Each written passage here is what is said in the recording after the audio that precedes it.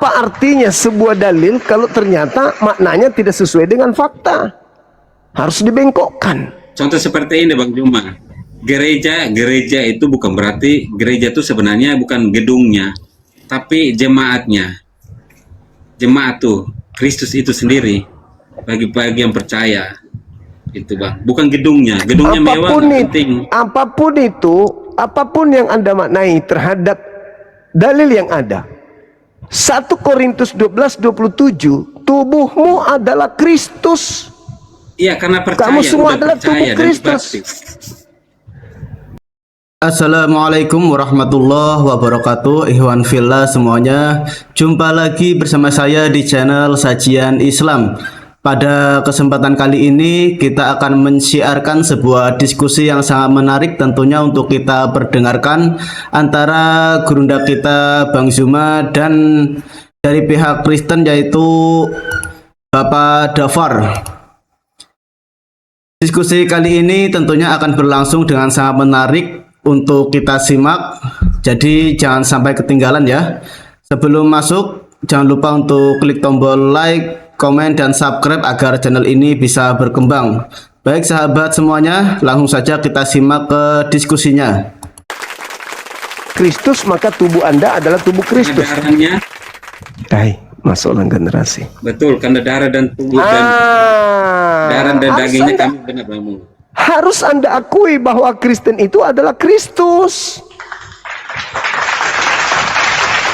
Iya betul. Nah, sudah. Kan nggak ada salahnya dari konteks. Iya, dari konteks itu sudah. nggak ada masalah di situ Bang Berarti Juma. Kristen ini adalah Kristus, kan begitu. Ya, sekarang Karena Kristen, karena Kristus.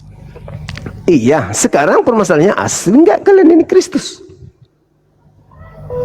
Asli dari udah. semua dia ajarannya itu sama. Ya mana yang palsu, Yesus atau Anda? Palsunya gimana? Aku nggak paham kalau palsunya di mana, terus Yesus palsunya di mana, saya nggak paham. Begitu besar kasih karunia Tuhan akan dunia ini sehingga Ia menganugerahkan, memberikan anaknya, yaitu Yesus. Iya betul. Apakah juga kalian termasuk yang diberikan sebagai anugerah untuk bumi ini? Betul, karena kami mengikutinya. Kami mengikutinya, percaya. Lalu mana Dengar dulu, Kristus Bang palsu Juma, itu? Kalau kalian juga asli, Yesus juga asli, yang Kristus palsu yang mana? maka dengar dulu Bang Juma. Karena begitu besar kasih Allah-nya, kasih Allah akan dunia ini seluruhnya. Hanya dia mengutus anaknya yang tunggal, firman-Nya itu yang hidup, agar dapat dikenal. Terus? Ya kami mengikutinya. Siapa yang mengikuti Yesus berarti dia itulah mengikut Kristus, Sang Mesias itu. Bukan pengikut, tapi Kristus itu sendiri. Ya Kristen itu kan Kristen, kan ikut Kristus itu artinya Kristen. Iya, Kristen artinya kan tubuh Kristus kan kalian ini. Iya. Ya sudah, tubuh Kristus nggak? Ya Kristus, orang dia asli nggak Kristus makan babi? makan kan dia Budi atau apakah yang tidak sunat itu Kristus asli yang tidak sunat? jadi Mas saya kasih dalilnya ya kalau makan babi itu ya. Bukan ke situ.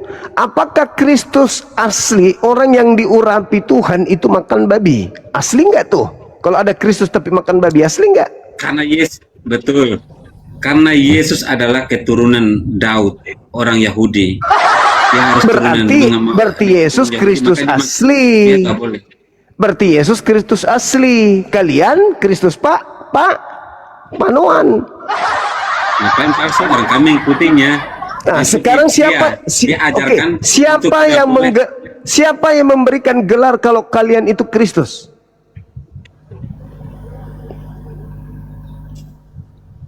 Ulang ngelek Pak Bang Juma, ngelek. Siapa yang memberikan gelar kalau Kristen itu, kalau kalian itu adalah Kristus? Siapa yang memberikan gelar itu? Kristen itu ya pada bapak-bapak bapak-bapak gereja zaman dulu para rasul. Iya, Yesus iya, iya, sendiri. iya. Siapa Di mana percaya Yesus? kepadaku dan mengikuti aku, Ya, di mana Yesus memberikan gelar Kristus kepada muridnya? Ayo. Di mana? bukan itu kan, bukan itu bapak-bapak gereja yang mengajarkan. Iya. Di mana Yesus memberikan gelar Kristus kepada muridnya? Kapan? Tapi Lari kemana-mana dulu Bang Juma. Paulus memberikan gelar Kristus kepada pengikutnya. Ayo. Ayo. Nah, Siapa yang punya otoritas memberikan gelar Kristus? tar. Ya, menurut Alkitab, Kristus palsu atau Mesias palsu adalah orang-orang yang mengaku sebagai utusan atau penyelamat dari Allah, tetapi sebenarnya penipu dan menyesatkan manusia. Yesus Kristus sendiri memperingatkan bahwa kemunculan mereka adalah salah satu tanda utama menjelang akhir zaman. Di sini untuk ciri-ciri Kristus palsu yaitu mengaku dirinya sebagai Mesias atau berkata bahwa Kristus sudah datang dan bersembunyi di suatu tempat tertentu, mengadakan tanda-tanda yang dahsyat serta mukjizat-mukjizat besar untuk menipu banyak orang, bahkan sekiranya mungkin menyesatkan orang-orang pilihan Allah. Datang dengan cara sembunyi-sembunyi atau lokal, menolak belakang dengan kedatangan Yesus yang kedua kalinya yang digambarkan nyata dan terlihat oleh semua orang seperti kilat memancar dari timur ke barat. Jadi itu menurut pandangan Alkitab, Kristus palsu atau Mesias palsu. Dan di sini untuk nabi, untuk babi itu haram menurut Alkitab, tertulis di dalam Imamat 11 ayat 7 dan juga ayat 8 yang berbunyi, demikian juga babi hutan karena memang berkuku belah, yaitu kukunya bersela panjang tetapi tidak memamak biak, haram itu bagimu. Di ayat 8-nya, daging binatang-binatang itu janganlah kamu makan dan bangkainya janganlah kamu sentuh. Haram semua itu bagimu. Itu tertulis di dalam Imamat 11 ayat 7 dan 8. Oke sahabat, kita simak lagi penjelasan dari gurunda kita Bang Zuma. Banget, jeng. Kristus itu orang kudus, menjaga tubuhnya dari makanan yang haram. Ini kok ada Kristus, minumannya tuak, makanannya babong, capek makan babong, makan asu, mengaku Kristus. Mama. Saya hanya Mantap, sekedar Gurunda. mengingatkan saya, Bang. Terlalu berlebihan kalian ini digelari Kristus. Cebok aja, tidak ada ajaran ceboknya. Mandi junub tidak pernah berwudu, tiba-tiba aja menjadi Kristus. Capek deh. Paling merasa sok suci, paling merasa paling bener, paling merasa paling anak-anak Tuhan. Begitu kita duduk nongkrong di teras, teman-teman ke gereja hari Minggu lewat pakai rok pendek, apa kata kami? Wow, Kristus lewat.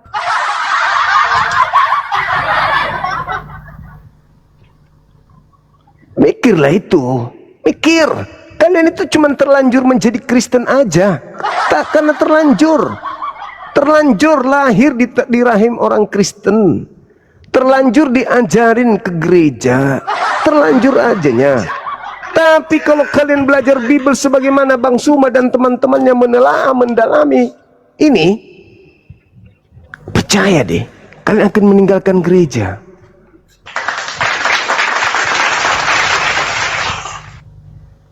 Yakinlah itu. Kalau menggunakan akal menelaah ini, kalian akan meninggalkan gereja. Kenapa Barat meninggalkan gereja?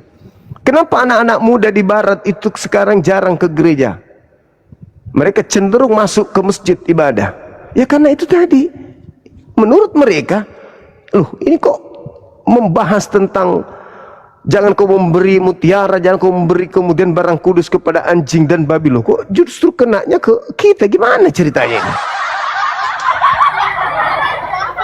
Waspadalah kepada nabi-nabi palsu yang datang kepada menyamar domba. Loh, bukannya ini ucapan Yesus kepada Bani Israel, yang datang kepada Bani Israel kan Iya, kita betul, orang luar. Cuma itu semua kan digenapi dan Lagi deh. kenapa? Firman Tuhan itu semuanya kekal. Jadi dari sekarang pun semua digenapi dan terjadi hingga saat ini. Nah, sekarang Kristus palsunya mana? Kristus palsu nggak ada. Banyak yang mengaku nabi palsu, banyak. Dan gelar, iya, jadi Alkitab kalau dari perjanjian lama ke perjanjian baru sampai Wahyu, kejadian sampai Wahyu semuanya digenapi dan kekal. Tidak pernah ada berantakan, tidak ada. Kamu semua adalah tubuh Kristus. Berarti kalian ini semuanya adalah Kristus. Asli nggak bang? Bisa diuji nggak nih? Bagian percaya dan bagian belajar. Iya, bagi yang percaya adalah Kristus. Percaya nih. Sekarang dua arah Bang Juma, kan diskusi lintas agama. Saya mau tanya. Iya, boleh.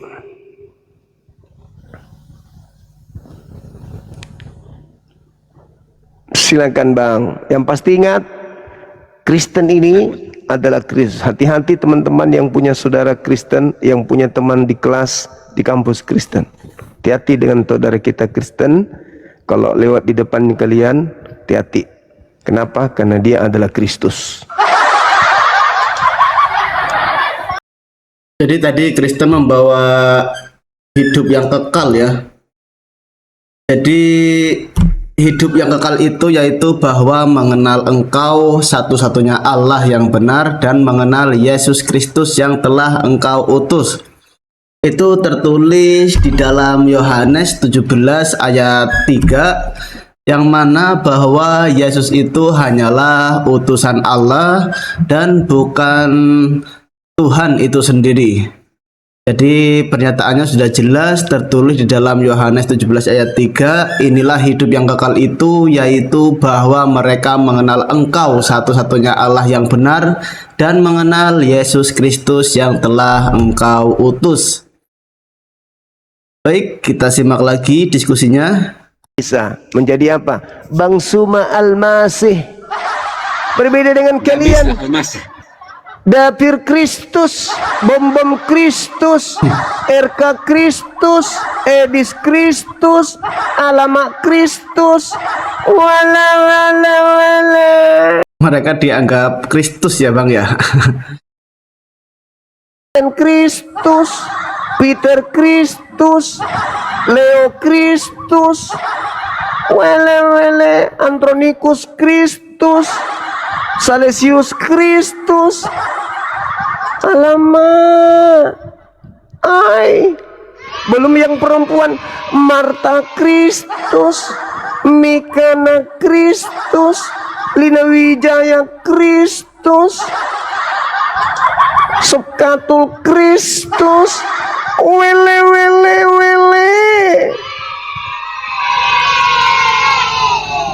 Seorang Kristus telah ditemukan menembak kepala salah satu prajuritnya. Ada beberapa Kristus yang ditemukan di Papua menembak TNI dan Polri, sehingga ada beberapa yang luka parah. Dan setelah ditemukan mayatnya, tidak ditemukan satupun Kristus yang ada.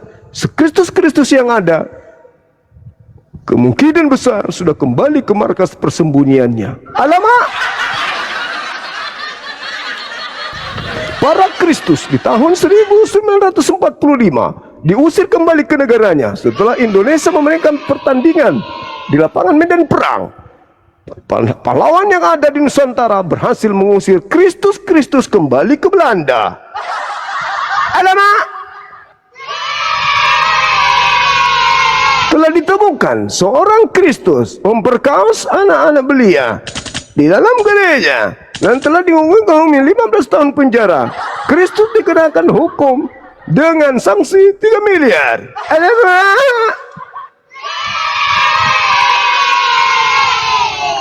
Palsu.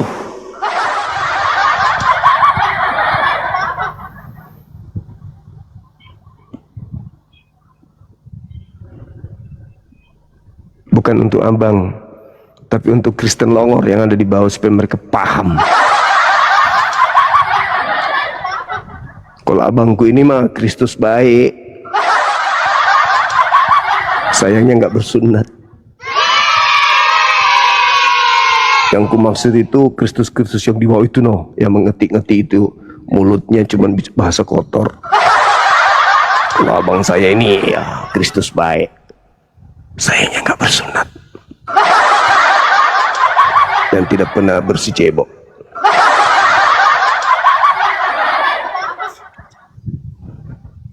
Masih bernapas bang. Abang kenapa duduknya kayak orang putus asa begitu? Bukan, saya Sorry. belum itu. Abang mau cari data di mana? Tidak ada. Anda itu Kristus Saya mau tanya di Ali Imran ya. BTS Ali Imran mah. Allahu Akbar, Masya Allah ya.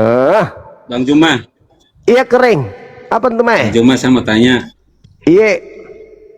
Ya, Kenapa di Ali Ki? Imran ayatnya Ali Imran QS Ali Imran ayat yang ke-59.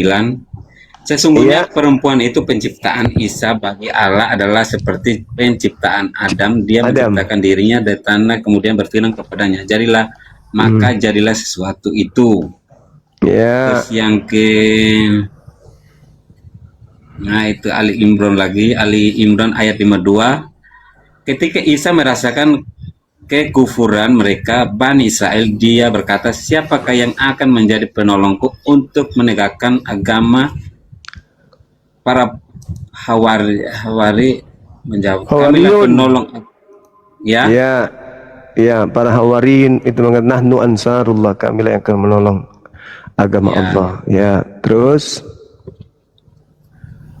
jadi kan itu kan sama dengan di Quran tuh, di Alkitab, bahwa Maria biasanya kan biasanya bilang itu Maria seperti itu kan, Maria kan ditiupkan Roh Kudus itu kepada, hanya datanglah Allah memberikan putranya itu ya Yesus Kristus.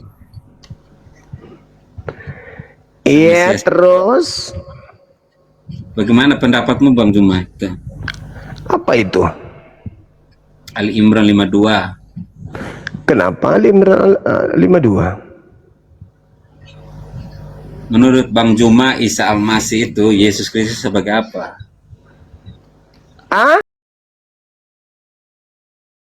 Jadi Nabi Isa dan Yesus Kristus dalam ajaran Kristen merujuk pada tokoh historis atau figur rohani yang sama ya, yang lahir dari perawan Maryam dan diakui sebagai Al-Masih atau Mesias. Namun terdapat perbedaan fundamental dalam hal identitas ketuhanannya, wafat serta kebangkitannya menurut keyakinan masing-masing. Untuk persamaannya yaitu keduanya diyakini lahir dari seorang perawan bernama Maryam atau Maria. Keduanya sama-sama digelari Al-Masih atau Mesias yang diurapi. Keduanya diyakini melakukan banyak mujizat atas izin Allah, seperti menyembuhkan orang sakit dan menghidupkan orang mati. Pada akhir zaman, keduanya diyakini akan datang kembali menjelang akhir zaman.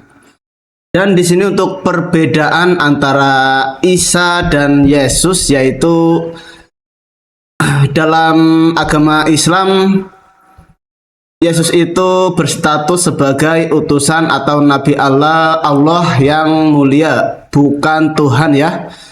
Jika di dalam Kristen, Yesus itu adalah Tuhan yang menjelma menjadi manusia atau anak Allah. Di dalam penyaliban itu sendiri, Nabi Isa diyakini tidak disalib Allah menyelamatkannya dengan mengangkatnya ke langit. Namun di sini dari pihak Kristen yaitu meyakini benar-benar disalib, mati dan bangkit pada hari ketiga untuk menebus dosa manusia. Dan untuk konsep ketuhanannya yaitu menolak konsep Trinitas dan mengesahkan Allah atau Tauhid. Itu menurut pandangan umat Islam. Dan menurut konsep ketuhanan dari pihak Kristen yaitu mengimani Tritunggal, Bapa, Anak, dan Roh Kudus. Jadi seperti itu ya penjelasan persamaan dan perbedaan antara Nabi Isa dan juga Yesus dari pihak Kristen. Baik sahabat, kita simak lagi penjelasan dari gurunda kita Bang Zuma.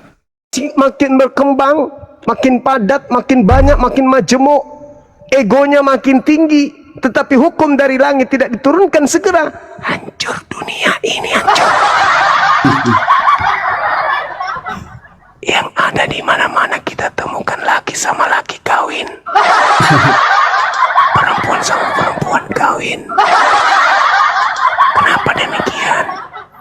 Karena tidak ada hukum mahram, tidak ada hukum nikah. Untung aja dipersingkat waktu itu. Kata Yesus, sekiranya tidak dipersingkat masa kejayaan Lucifer, masa pembinasa keji ini, maka dunia ini akan binasa. Untung segera Tuhan mengutus penolong. Jadi guys, sama lesbi udah banyak banget sekarang merajalela ya gurunda ya di pihak Oten ini. Nah, poinnya adalah Nabi Isa ketika melihat kekufuran Bani Israel terhadap dirinya, beliau kemudian mengangkat sayembara, man ansari ilallah, siapakah di antara kalian yang akan menolong aku untuk mengajarkan kalimat tauhid ini? Siapa? Orang-orang sebagian mengangkat tangan dan mengatakan nahnu, kami. Dan sebagian lagi menjadi anti Isa atau anti Kristus. Nah, anti Kristus inilah yang mendirikan agama saudara. Untung segera datang umatnya Nabi Muhammad membersihkan kemudian Yerusalem, Palestina dari orang-orang yang mengajarkan ajaran paganisme. Maka Roma terusir dari tanah para nabi. Siapa yang mengusir orang-orang paganisme dari tanah kelahiran para nabi, Yerusalem, Palestina? Siapa? Oke, poinnya Bang Zuma udah. Umatnya penghibur dunia, Nabi Muhammad sallallahu alaihi wasallam. Ini seperti surat Paulus, lihat Al-Maidah ayat 110. PS Al-Maidah ayat 110 mengatakan demikian, lihat ya, saya baca ya. Iya. Ketika Allah berfirman, ini sang Bapa ya. Ketika Allah berfirman, wahai Isa putra Maryam, ingatlah kalimatku, kalimatullah, kepadamu dan kepada ibumu sewaktu aku menguatkanmu dengan Roh Kudus. Ya. Engkau dapat berbicara dengan manusia pada waktu masih dalam bulan dan setelah dewasa. Ingatlah ketika aku mengajarkan menulis kepadamu juga hikmat Taurat dan Injil. Ingatlah ketika engkau berbentuk dari tanah sesuatu seperti untuk burung dengan seizinku, kemudian menjadi seekor burung biiznillah. Terus orang yang buta sejak lahir dan orang yang berpenyakit kusta dengan seizinku. Pokoknya banyak, itu persis. Jadi ada Allah Bapa, Putra dan Roh Kudus, ada Isa dan Roh Kudus. Dan Isa itu kalimatullah dan Roh Kudus adalah Roh Kudus, Roh kebenaran itu. Itu seperti saya yang percaya seperti Allah Tritunggal itu. Yesus menyembuhkan orang Lazarus dari kematian. Memang betul. Tetapi konsep paganismenya apa? Konsep paganismenya Anda mengatakan tiga-tiganya itu Tuhan. Padahal itu adalah keadaan satu Tuhan, satu Nabi, satu utusan berupa malaikat. Tapi dalam Kristen Anda jadikan itu dua-duanya Tuhan, tiga-tiganya. Bentar, ini Allah mengatakan tiga betul utusan dari Allah, berarti Allah dong. Contohnya putra dari kalimatullah, dari logikanya Allah. pikiran Allah yang menjadikan Isa itu Alam, meniupkan alam semesta Roh Kudus ini, itu yang- alam semesta ini berasal dari mana? Ide Tuhan atau bukan? yaitu ciptaan, betul. Ini kan Berasal konteksnya dari- kepada Isa, Al-Maidah. Berasal dari Al-Maidah apa, ayat Bang? 10. Yesus itu cipta atau bukan? Kalau di sini Al-Maidah tidak menceritakan tentang ciptaan, ini bukan Yesus bukan Ya, ciptaan. kenapa kemudian Anda lari ke situ makanya? Loh, ini memang kalimatullah. Yesus di Alkitab pun bukan Kalimatullah, kalimat itu artinya apa? ciptaan. Logika, pikiran Allah. Perkataan. Ya betul, perkataan Allah, betul, pikiran. Nah, dia Sesuai berasal ide. dari Logos. apa? Nabi Isa berasal dari apa? Apa? Dari sang, Dari Allah. perkataan, perkataan Allah. Dari perkataan Perkataan Allah, Allah Bunda. adalah Allah itu sendiri kan. Kata siapa? Loh, Al-Quran itu kan perkataan Allah, firman yang kekal. Al-Quran kan bukan berarti musnah. Bedakan antara sifat kalam dengan kalimah. Di mana ada kata sifat di sini? Bang, Coba. kalau Anda ingin mengetahui bahwa Nabi Isa itu berasal dari kalimah, kan jelas dikatakan yang tadi Anda baca. Inna mathala Isa, Bacanya pelan-pelan Bang Kurang, baik Bang Bucu. sesungguhnya penciptaan Isa sama seperti penciptaan Adam. Mereka dua-duanya berasal dari tanah. Tuhan hanya mengatakan kun fa yakun. Hanya berkata jadi, maka semuanya jadi. jadilah. Lakum fayakun. Betul. Betul. Adam betul. Isa bukan. Isa bukan ciptaan di sini. Anda tadi membaca dalilnya sendiri. Semisal penciptaan Adam, inna masalah Isa indallahi kamasali Adam. Kan itu jelas. Bang, Anda tadi membawa Ali Imran ayat 59. Saya serahkan kepada Bang Juma untuk mengenalkan kepada saya, menceramahin seperti apa kalau konteksnya ini dari konteks Al-Maidah 10, Al-Maidah 110 ini. Pemahamannya Bang Juma seperti apa gitu loh. Kan sudah jelas di situ, justru ayat itu sudah menjelaskan, ingatlah ketika Allah berfirman kepada Nabi Isa alaihissalam, wahai Isa, ingatlah, Kan belum jadi. Ini kan kepada Maryam. ingatlah nikmatku kepadamu dan juga kepada ibumu, Ya betul. sewaktu aku Ya menguatkan nanti kan jadi kamu, manusianya. Betul. sewaktu aku menguatkan kamu dengan Ruhul Kudus, engkau dapat berbicara dengan manusia pada waktu engkau masih bayi, masih dalam ayunan. Betul. Nah, terus kemudian Betul. dikatakan ingatlah Enggak ada ayunannya, bayi itu. buayan. Ya. Dan ingatlah ketika aku mengajarkan kepadamu menulis dan seterusnya berupa ilmu hikmah, Torah dan juga Injil. Ingatlah ketika engkau membentuk tanah berupa burung, lalu kau tiupkan, hidup dia dengan seizinku, biizni. Lalu engkau menyembuhkan orang buta yang buta dari lahir, orang yang kena penyakit kusta dengan seizinku. Ayat itu sangat jelas. Allah memberikan nikmat kepada Nabi Isa sebagai manusia ciptaan yang berasal dari seorang manusia bernama Maryam. Lalu Allah memberikan mukjizat kepadanya, mampu membangkitkan orang mati, burung Bisa, dari betul. tanah liat, orang buta Seizin bisa Allah melihat untuk kusta, menyembuhkan kusta. dengan Nabi Isa izin menyembuhkan Allah. orang kusta, Baik, kita coba bukakan ya isi dari Al-Imran ayat 59. Bismillahirrahmanirrahim. Inna masala Isa 'indallahi kamasali Adam khalaqahu min turrabi summa qala lahu kun fayakun.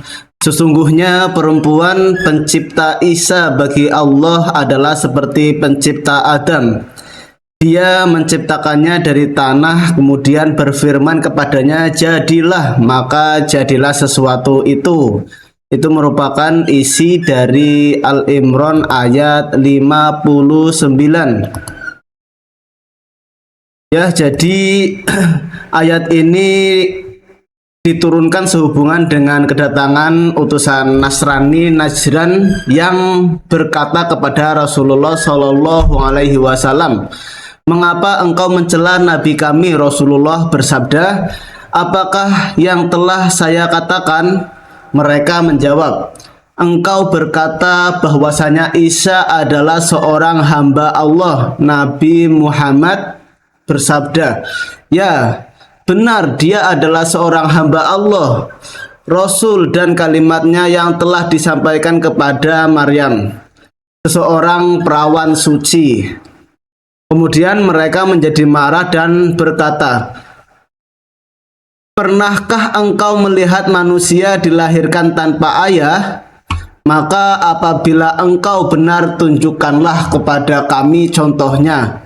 Lalu Allah turunkan ayat ini. Pada ayat ini dijelaskan bahwa sebenarnya kejadian Isa yang menakjubkan itu adalah seperti penciptaan Adam yang dijadikan dari tanah. Keduanya diciptakan Allah dengan cara yang lain dari penciptaan manusia biasa.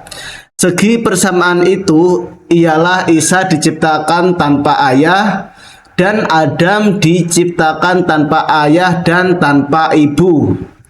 Keingkaran orang terhadap kejadian Isa tanpa ayah, sedangkan ia mengakui kejadian Adam tanpa ibu dan bapak, termasuk sesuatu yang bertentangan dengan logika. Allah menciptakan Adam sebagai manusia dengan memberi roh ke dalam jasadnya semata-mata karena kehendaknya, dan bila Allah berfirman jadilah, maka jadilah ia. Surat Al-Imran ayat 3. Surat Al-Imran ayat 3 sampai dengan 59. Kemudian kami menjadikannya makhluk yang berbentuk lain dalam Al-Mu'minun ayat 23. Al-Mu'minun ayat 23 sampai dengan ayat 23, 14 ayat di atas merupakan satu rangkaian dengan dua ayat berikutnya, turun pada tahun peratusan tahun ke-10 Hijriah. Oke, sahabat semuanya, jadi sudah dijelaskan dalam apa maksud dari turunnya ayat Al-Imran ayat 5, surat Al-Imran ayat 59. Baik, kita simak lagi diskusinya. Diriku, dan aku tidak mengetahui apapun yang ada pada dirimu. Sesungguhnya engkaulah yang maha mengetahui segala yang gaib. Itu maksudnya tuh alam menyerahkan kepada Sang Isa itu untuk melakukan segalanya. Dan mengetahui Isa itu mengetahui segalanya. Persis. Iya, Tuh, gitu. tuh masuk olah. Saya jelaskan itu ayatnya kepada saya, coba. Persis seperti Alkitab. Innaka antal allamul ghuyub. Innaka anta allamul ghuyub. Sesungguhnya engkau, bukan aku, engkau mengetahui segala sesuatu yang gaib. Ya, betul. Maha mengetahui posisinya. Ya. Bukan Isa yang maha mengetahui, Cak Ayu. Nah, apakah benar Anda adalah Kristus? Kamu ngerti?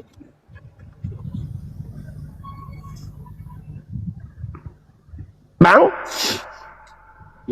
Ya itu persis. Isa kan tidak maksudnya seperti yang di Alkitab. Dia tidak mengatakan, biasa tanya, di mana Yesus mengatakan akulah Tuhan? Dikatakan Tuhan tidak menolak, dikatakan tuh ini bilang harus diakui juga, memang tidak ada gitu di situ. Sama seperti ini. Itu caranya bagaimana kita mengenal Allah yang sebenarnya, Allah Abraham, Ishak dan Yakub. Di sini pun sama, di surah Quran juga harus bagaimana cara bisa. Nabi Isa setelah ditemukan, dituhankan maksudnya oleh belajar banyak itu orang Quran. cupu, orang beliau, maka Allah di hadapan orang-orang yang menyembah Nabi Isa nanti, sebagai bukti Nabi Isa ditanya di hadapan orang-orang Kristen, "Ya Isa,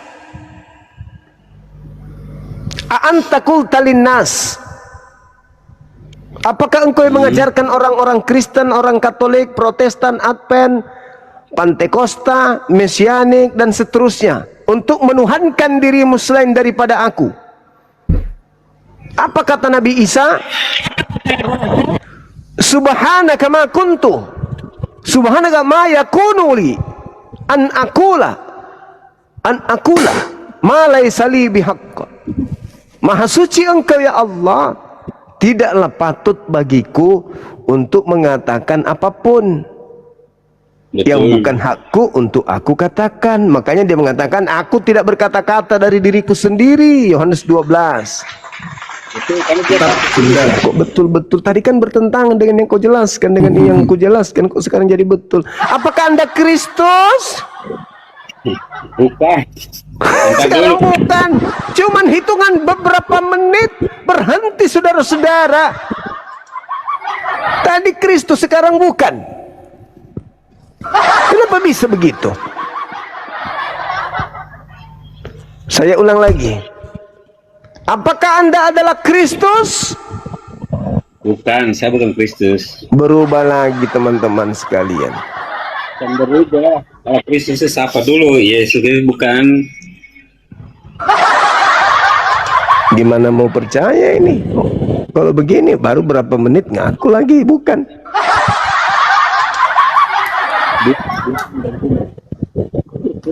Quran ini kalau kita baca dengan baik, benar pelan-pelan, sangat masuk akal bagi saya ya.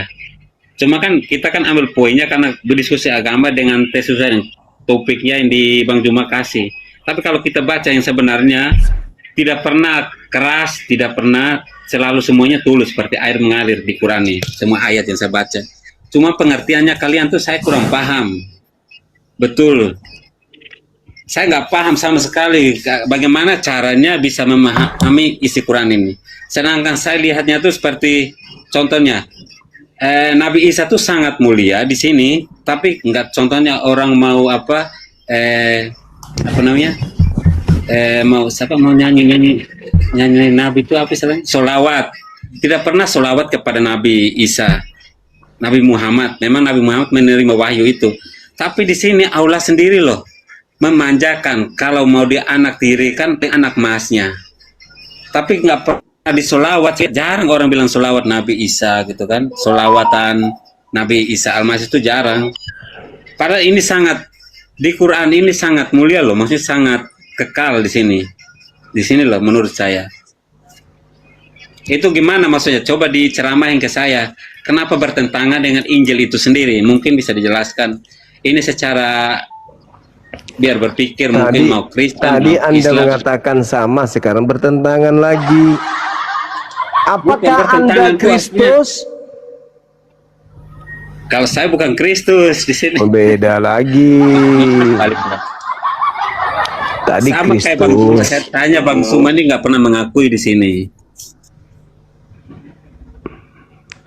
Masa Jadi di sini tujuan utama sholawat Nabi adalah melaksanakan perintah Allah Subhanahu wa Ta'ala, memohonkan rahmat dan kemuliaan kepada bagi Nabi Muhammad SAW, serta wujud cinta kasih umat Islam kepada beliau. Selain itu, sholawat mendatangkan banyak kebaikan bagi pembacanya. Untuk tujuan dan manfaat sholawat yaitu menjalankan perintah Allah, mematuhi firman Allah Subhanahu wa Ta'ala dalam Al-Quran untuk bersolawat kepada Nabi. Bukti cinta menunjukkan rasa hormat dan cinta tulus kepada Nabi Muhammad Shallallahu Alaihi Wasallam, memperoleh balasan 10 kali lipat rahmat bagi Allah Subhanahu wa Ta'ala untuk setiap 1 kali bersolawat. Menghapus dosa menjadi sebab diampuni dan dihapuskannya kesalahan serta diangkat derajatnya. Jadi di sini untuk yang menghapus dosa tetap Allah Subhanahu wa Ta'ala, namun ini bisa menjadi sebab diampuni dan dihapuskannya kesalahan serta diangkat derajatnya.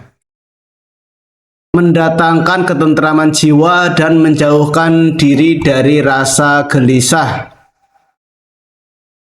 Itu merupakan isi dari tujuan utama kita bersolawat kepada Nabi ya. Yang aku suruh orang menyembah diriku. Kalau aku pernah mengajarkan mereka untuk menyembah diriku, pasti engkau tahu. Kau tahu apapun yang ada pada diriku, tetapi aku tidak tahu apa yang ada pada dirimu. In kuntu qultu faqad alimta ta'lamu ma fi nafsi wa la a'lamu fi nafsika innaka anta alamul ghuyub. Mantap, Gurunda. Nah, mengatakan itu. Kalau seandainya pun aku pernah mengajarkan kepada manusia untuk menuhankan diriku, pasti engkau tahu. Sebab kau maha mengetahui, kau tahu apa yang ada padaku, sedangkan aku tidak tahu apa yang ada pada dirimu.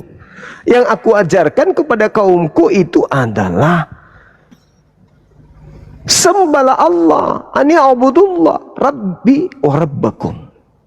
Tuhanku dan Tuhanmu. Itu yang kuajarkan kepada mereka. Aku tidak pernah mengajarkan sembahlah aku, sembahlah juga Bapak, sembahlah aku juga, nggak pernah. Betul, aku cuma Bunda, mantap mengajarkan sekali. Bang Juma,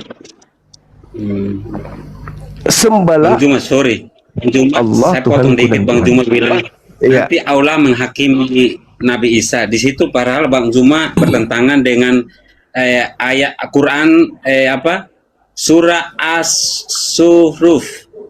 Surah As-Suruf ayat yang ke-61. itu Bahwa di bumi. Itu di Iya, kan nanti bumi. dia bukan di bumi, nanti betul nanti dia akan datang. Iya, di Itu bumi. Allah sendiri. Betul, Allah menyerahkan kepada Nabi Isa. Bunyinya gini, Tuh. Bang Juma, saya baca dulu biar nggak dibohongi. Dikira saya bohong. Dan sesungguhnya Isa itu benar-benar memberikan pengetahuan tentang hari kiamat, karena itu janganlah kamu ragu-ragu tentang kiamat itu dan ikutlah aku. Inilah jalan yang lurus. Isa itulah jalan yang lurus. Sebagai besar ahli tafsir dari kalangan sahabat dan tabiin, kata lim dalam ayat itu artinya Isa sendiri akan Kenapa dikatakan inilah jalan lurus? ya, karena dia akan datang. Alfa dan Omega di sini dapatnya. Dia ada awal dan akhir. Tadi Bang Juma bilang nanti Allah akan mensidang Nabi Isa. Tidak pernah ada dalil mana di Quran bahwa Allah akan mensidang atau menghakim. Al-Quran surah As-Sukruf itu turun dia Nabi Isa alaihi salam Betul, sebagai hakim yang adil kan? sebagai hakim yang adil. Betul. Dia turun ke bumi mengusir Betul. orang-orang yang menuhankan dirinya. Mana konteksnya bukan tentang itu kan? Mana dia? Oh, jelas. Kenapa dia datang sebagai jalan lurus? Karena sebelum dia datang dituduh sudah pernah datang. Dituduh sudah pernah datang kepada Paulus, dituduh pernah datang kepada orang Kristen mengajarkan menyembah dirinya, padahal tidak pernah. Jalan lurusnya adalah orang yang mengajarkan bahwa Nabi Isa tidak disalibkan melainkan terangkat ke langit dan akan turun kedua kalinya untuk menjadi hakim kepada orang-orang yang menyembah dia. Itu jalan lurusnya. bukan dia Tuhan itu sendiri. Setelah keadaan itu selesai, waktu berlanjut pada fase berikutnya. Apa itu? Padang mahsyar. Nah, pada saat padang mahsyar, orang Kristen mulai dari abad pertama sampai kiamat dunia itu dikumpulkan semua satu kawanan, lalu di hadapan mereka Yesus Isa dipanggil. Isa, apakah engkau yang mengajarkan mereka orang-orang bahlul, bodoh, idiot, salim, kampungan ini untuk menyembah dirimu selain daripada aku? Nabi Isa mengatakan, tidak pernah ya Tidak Rabb. pernah. Aku tidak pernah mengajarkan orang-orang goblok ini untuk menyembah diriku. Nggak pernah. Tidak pernah. Coba tanya di Bibelnya, ada nggak aku suruh dia menyembahku? Nggak ada. Dia sendiri yang mau menyembahku, tetapi bukan aku yang disembahnya, tapi iblis dalam namaku. Wa idza husyiran nasu kanu lahum a'da wa kanu bi ibadatihim kafirin. Yang mereka sembah itu bukan aku, makanya katakan nyahlah daripada aku. Aku tidak mengenal kalian. Kalian semua adalah pembuat kejahatan. Loh, bukankah kami dulu mengusir setan pakai no. Aku tidak mengenal kalian.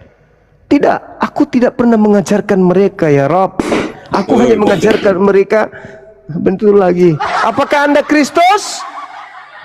Bukan saya bukan Kristus. Gitu saudaraku. Kesana. Jadi betul Jangan lagi, betul. kesana. Nanti dibantah lagi. Jalan lurus di dalam Al-Quran disebut sebagai asyirah al-muttaqim, yaitu jalan yang benar yang menentukan manusia kepada ridho dan surga Allah.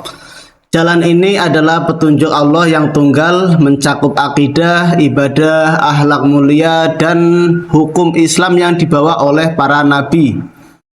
Hakikat jalan yang lurus, jalan para nabi dan orang soleh, seperti dijelaskan dalam surat Al-Fatihah ayat 7, yaitu jalan orang-orang yang diberi nikmat dari kalangan para nabi, siddiqin, syuhada, dan orang-orang solih. Bukan jalan yang sesat atau dimurkai, menjauhkan orang-orang yang dimurkai dan orang-orang yang sesat. Agama Islam yang tauhid, beribadah hanya kepada Allah dan tidak menyekutukannya, sebagaimana ditegaskan dalam ajaran para rasul. Jika rujukan ayat Al-Quran di sini ditunjukkan oleh surat Al-Fatihah ayat 6 sampai dengan 7, doa agar senantiasa dibimbing menempuh jalan yang lurus bersama golongan orang yang diberi nikmat. Di dalam surat Al-An'am ayat 153 juga menegaskan bahwa perintah dan syariat Allah adalah jalannya yang lurus, sehingga umat Islam diperintahkan untuk mengikutinya dan tidak mengikuti jalan lain yang mencerai-berai. Di dalam surat Ali Imran ayat 101 juga penjelasan bahwa barang siapa berpegang teguh kepada agama Allah, maka sungguh ia telah diberi petunjuk kepada jalan yang lurus. Itu merupakan hakikat jalan yang lurus di dalam agama Islam. Jadi ini untuk Kristennya sudah turun ya, karena sudah tidak bisa lagi untuk diskusi, makanya beliau itu turun. Baik sahabat semuanya, jika ada Kristen yang mau naik silakan naik, dan bagi umat Muslim jangan naik terlebih dahulu karena ini kita mau diskusi ya, bukan mau saling tegur sapa seperti itu. Baik, sambil kita menunggu kedatangan Kristen ya, yang lainnya bagi Ikhwan Fillah semuanya bisa untuk dukung channel ini dengan cara like, comment, share, dan juga subscribe agar channel ini bisa berkembang dan tentunya bisa terus memberikan informasi yang bermanfaat seputar Islam. Baik, di sini ada Bapak Herman. Apakah beliau ini dari pihak Kristen atau dari pihak Islam? Selamat malam Bapak Herman. Kata Katolik, Protestan. Enggak, Bang, saya Muslim. Oh iya kawan, Muslim, mantap kali, salam kenal. Jangan lupa sholat. Muslim jangan naik dulu ya, kita itu mau diskusi dengan Oten. Jadi kalian cukup menyimak saja di bawah terlebih dahulu. Dengarkanlah diskusi kita dari pihak Kristen, pemaparan dari pihak Gurunda dan juga pihak Kristen. Ya, Pak Van, selamat malam. Semangat malam. Halo. Semangat malam. Sepertinya itu orang Muslim lagi itu Gurunda.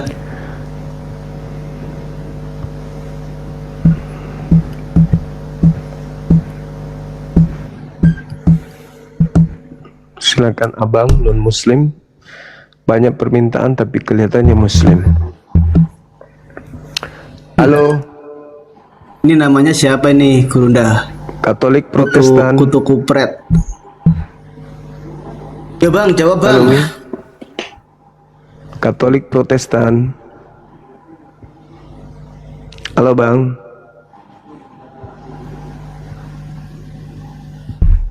Halo, halo.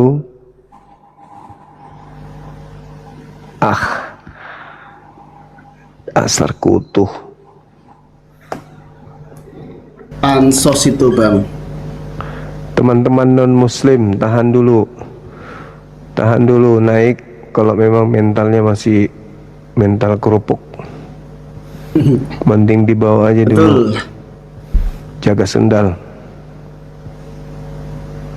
Kita mau diskusi ya, bukan untuk saling diam-diaman. Diskusi dua arah. Halo, selamat malam. Katolik. Turun lagi. Oh, mama, Jadi untuk tema pada Coba malam yang hari ini, ini Bang, yaitu yang Muslim Injil dibatalkan, palsu Bang. atau Yesus Terlalu palsu. banyak permintaannya. Itu merupakan tema untuk diskusi Bolehkah kali ini ya. teman-temanku? Makasih yang sudah berikan gift-giftnya ya. Panjang umur, sehat selalu, rezekinya bertambah, amin.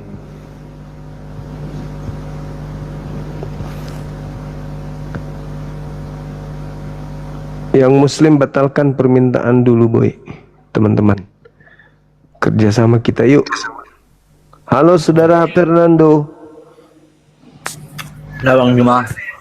Katolik, Protestan abang. Halo. Oh, saya Islam, Bang. Maaf. Saya Muslim, Bang. Maaf, Bang.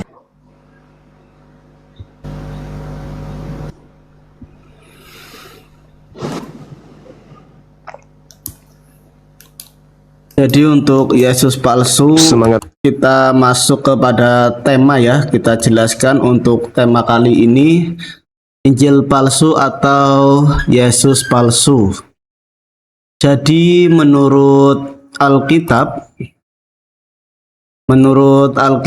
Kristus palsu atau Mesias palsu adalah orang-orang yang mengaku sebagai utusan Allah atau Yesus yang kembali, tetapi membawa ajaran sesat dan berniat untuk menipu manusia. Yesus memperingatkan bahwa kemunculan mereka adalah salah satu tanda utama akhir zaman. Untuk ciri-ciri Yesus palsu yaitu tanda dan sifat utama. Mereka sanggup berbuat tanda-tanda dan keajaiban besar untuk menyesatkan banyak orang, bahkan jika mungkin umat pilihan Allah. Mereka sering muncul di tempat rahasia seperti di padang gurun atau bersembunyi di dalam kamar. menyebarkan ajaran berbeda. Mereka memberitakan Yesus yang lain atau Injil yang tidak sesuai dengan kebenaran Alkitab yang asli. Itu merupakan penjelasan dari Injil palsu atau Kristus palsu.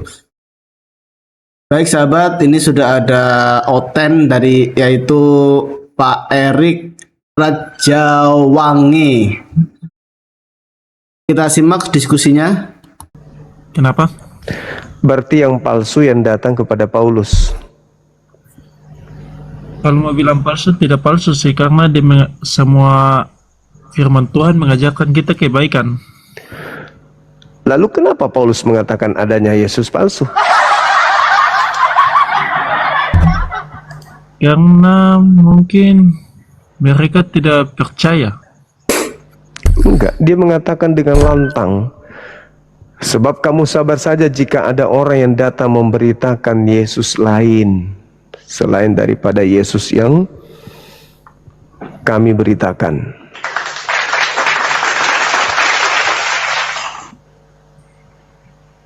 Tapi kenapa firman Tuhan selalu mengajarkan kita kebaikan tentang Yesus? Kebaikan. Ya, Apa baiknya Iya. apa baiknya kalau orang itu tidak menyembah pada Tuhan langit dan bumi? karena kalau menurut saya Yesus itu kan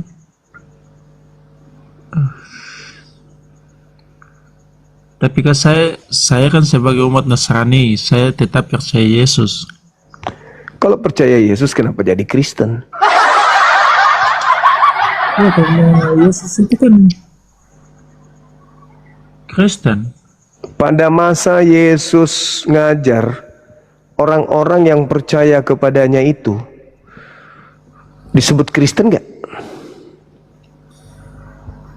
Tidak pernah. Enggak kan? Nah, sekarang orang-orang yang percaya kepada Yesus di zaman Yesus makan babi enggak? Tidak. Nah, tidak juga.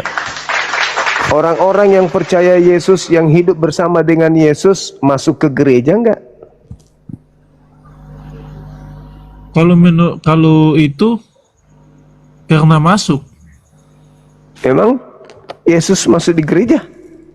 Iya, Di mana itu? tapi dia mengajarkan firman Tuhan.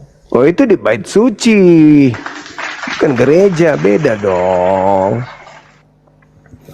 Pada saat Yesus hidup, apakah Yesus mengajarkan murid-muridnya kemudian untuk jangan bersunat? Enggak. Berarti Yesus yang datang kepada Paulus ini Yesus yang lain. Tapi kalau masalah sunat ya sih, saya pernah dengar bahwa sunat itu ada juga tertulis di Alkitab. Tapi saya tidak tahu di firman Tuhan Injil apa? Injil berapa saya tidak tahu. Ayat berapa saya tidak tahu. Tapi saya Galatia 2 nomor 21 22. Saya tidak tahu sih. Yesus bersunat. Gitu. Oke, saya kira cukup ya. Ya, Besok Oke. lagi, makasih. Makasih. Ya. Hati-hati. Ya. Shalom. Sehat selalu. Ya, salam.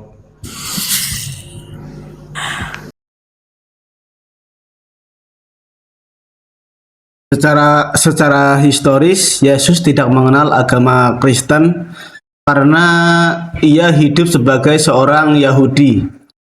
Yesus lahir, hidup, mengajar, dan taat kepada hukum Taurat di dalam tradisi Yudaisme. Istilah Kristen atau pengikut Kristus baru muncul dan digunakan pertama kali di kota Antiokhia setelah kebangkitan dan kenaikan Yesus ke surga. Latar belakang kehidupan Yesus, identitas keagamaan. Yesus adalah seorang Yahudi. Ia beribadah di sinagoga dan merayakan hari-hari raya Yahudi.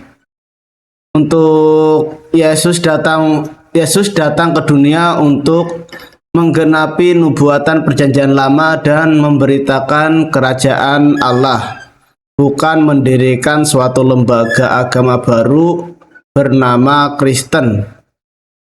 Jadi inti dari historis Yesus yaitu Yesus tidak mengenal Kristen. Yesus bukan pendiri agama Kristen. Itu penjelasannya ya sahabat.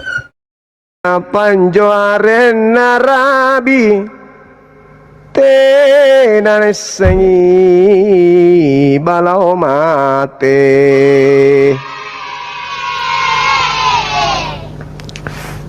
Artinya kalau kita mendengarkan dia mengucapkan shalom, kita terenyuh seakan-akan kita lagi berhadapan dengan seorang rabi besar dari Yerusalem.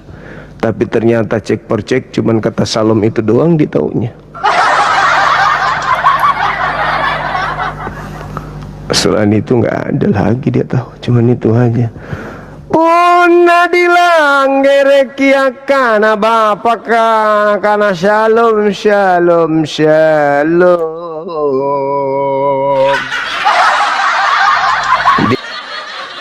Diporean ne bapaka minimal lulusan sarjana bahasa Ibrani kutaing.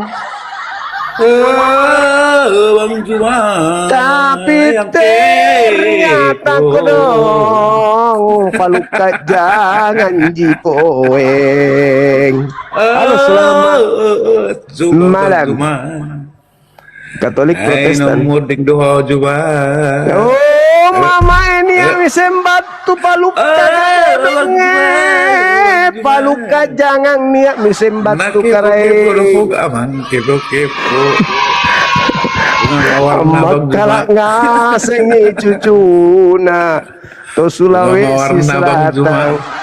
Nalanggere gini ya mising kapelatal batu paluka jangan. Semangat malam saudara, silakan. Mantap, ada tua kan? Tua. Ada tua. Selamat malam Bang Zuma, apa kabar? Ada tua. Ada Tua sedikit. itu tidak ada Bang, apa pahit itu pahit enak. Ada lah sedikit aja, biar tidak Bunga terlalu. mawarmu bertaburan Bang, bunga mawarku nggak ada. Oh iya, lupa. Kasih bunga mawar. Kayak gini ya tadi nyanyi itu juga Bang, ada ya Salum kapirim shalom Shalom kapiring shalom. Niak ngasam itu kapire batu. Oh kodong shalom kapire shalom. Niak ngasam itu pengoro. Nakana tommi kuteng damai maraing. sejahtera. Seperti itu, Bang Padahal Zuma. tenaga. Oh kodong. Silakan Bang, ini ada tema menarik. Harus mencapai dulu Bang, kitar-kitar 100 ya lebih ya. Oh iya. Bunga Oke, mawarnya ya, biar teman-teman. enak ya kan. Iya, silakan teman-teman yang ada di bawah di repot akunnya teman kita ini supaya dia bisa terblokir permanen, jangan lagi naik ke sini. Silakan. Sampai 100. Kita pakai dulu kacamata hitam Bang, kacamata hitam juga kan. Oh iya, siap. Oke Bang Kung, biar ditambah dulu bunga mawarnya. Iya, Terima silakan kasih, teman-teman. gitu. Iya. Kira-kira pokok bahasan kita yang di atas ya Bang, yang di atas itu. Iya, ganteng kali abangku ini kalau pakai kacamata. Mirip sekali abangku Asep Irama. Keren. Kau terus nyanjungnya kau Bang, apa namanya itu? Kenapa Nggak bisa kulihat dilepas? Bang, apa? Nggak bisa kulihat apa-apa kalau nggak pakai ini. Iya tahu. Lagi ke kuliah. Iya, tahu. Injil palsu, Yesus palsu. Ini mengarah kemana ini Bang? Kira-kira judul mini Abang yang memaparkan dulu Bang. Nah, artinya saya hanya menjadi apa dulu kan gitu, yang bertanya, dan Abang sebagai moderator kan gitu ya kan? Siap. Injil palsu Jadi, atau Yesus palsu itu untuk sudut tema pandang. malam hari ini. Coba Bang Felix jelaskan untuk Yesus palsu atau Injil palsu, bagaimana sudut pandang dari Bapak Felix? Beliau datang ke tengah-tengah kaumnya Bani Israel. Beliau tidak mengajarkan konsep-konsep seperti yang diajarkan oleh Paulus. Yesus tidak pernah membatalkan Torah. Yesus tidak pernah mengutuk Torah. Yesus tidak pernah mengatakan dia datang untuk nebus dosa manusia. Yesus tidak pernah mengajarkan Adam telah mewariskan dosa kepada keturunannya. Yesus tidak pernah mengajarkan ibadah minggu, makan babi, tidak bersunat. Yesus tidak pernah mengajarkan apa itu pendeta, apa itu pastor, apa itu gereja. Yesus tidak pernah mengajarkan pengikutnya untuk makan babi, makan tikus, makan kucing, makan meja, makan aspal, makan tiang listrik. Gak pernah. Sedangkan Paulus mengatakan hal-hal yang tidak pernah Yesus ajarkan. Lalu Yesus mengatakan, aku tidak berkata-kata dari diriku sendiri. Yohanes 12 nomor 49. Selain apa yang diperintahkan oleh Bapa untuk katakan, itulah yang kusampaikan. Sedangkan Seperti Paulus Bang, sendiri, ada situ Paulus bis. Paulus justru mengatakan bahwa apa yang diucapkannya itu adalah ucapan yang tidak didasari terhadap perkataan yang dihasilkan dari firman Tuhan, melainkan dari perkataan dia sendiri sebagai orang bodoh yang mau bermegah. Begitu Bang. Artinya gini, Yesus Yahudi dan Yesus Romawi itu adalah dua Yesus yang berbeda.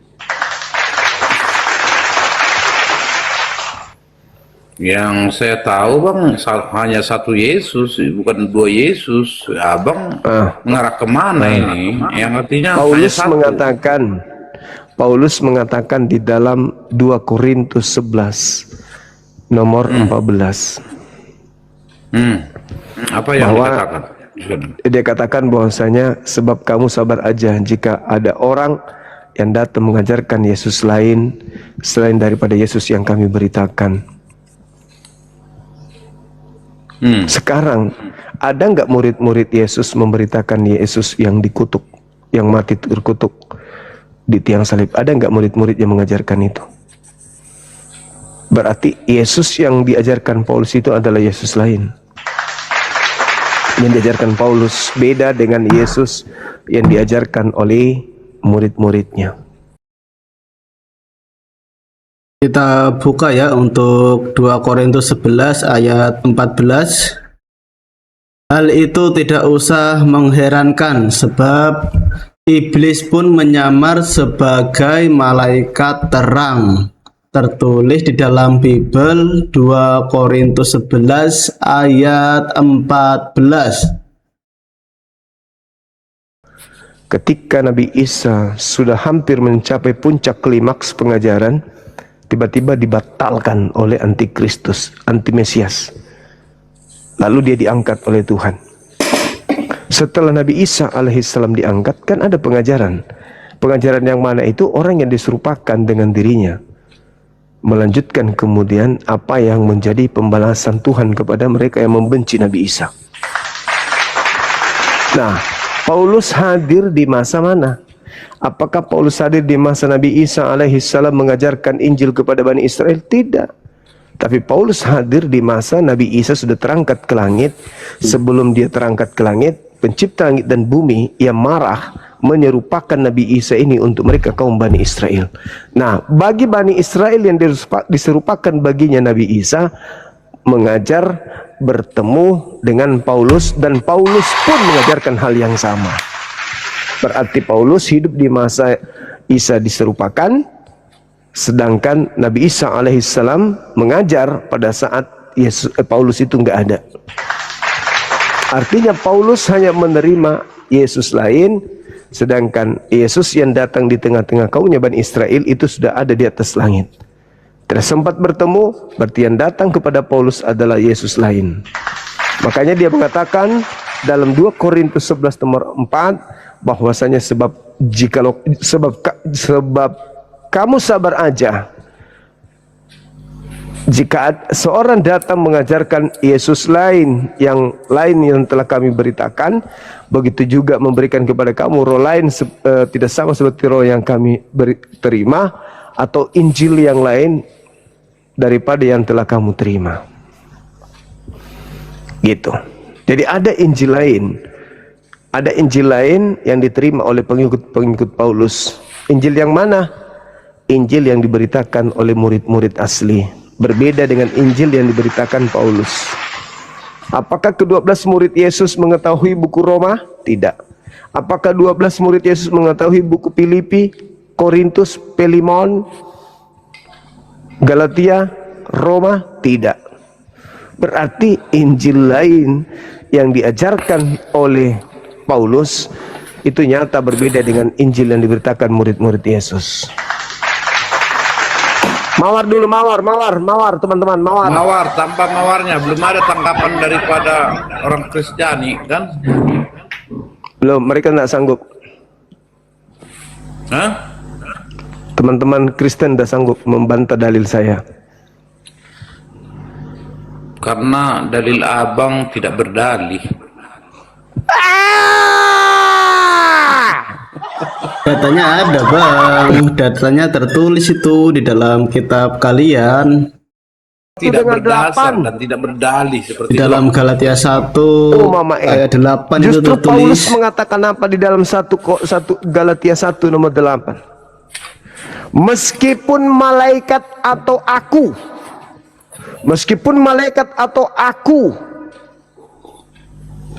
Paulus memberitakan Injil lain selain daripada Injil, maka terkutuklah dia. Itu kata Paulus sendiri, bukan kata saya bang.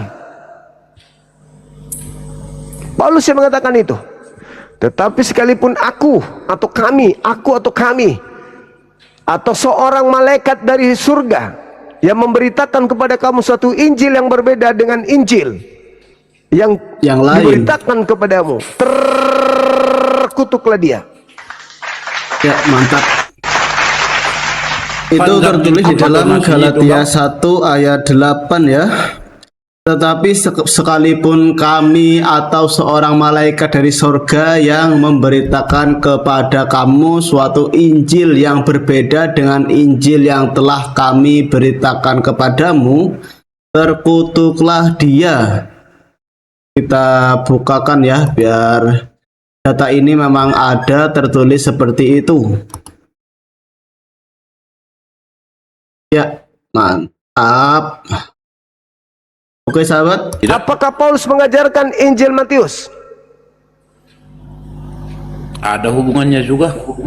Apakah Paulus mengajarkan Injil Matius? Ada juga hubungannya. Nggak ada. Paulus tidak pernah mengenal 4 Injil kanonik. Berarti yang dimaksud oleh Paulus itu sendiri adalah rekan sekerjanya, yaitu penulis-penulis kitab kanonik. Saling mengutuk. Dari mana abang tahu itu? Galatia 1 nomor 8. Udah lebih pintar abang, saya perhatikan nih daripada orang-orang Kristen ya kan. Oh iya, kan udah aku bilang abangku, Kristen itu cuma terlanjur Kristen doang karena mengikuti ajaran keluarga, nenek moyang, kakek, papi. Mereka tidak belajar tentang Bible.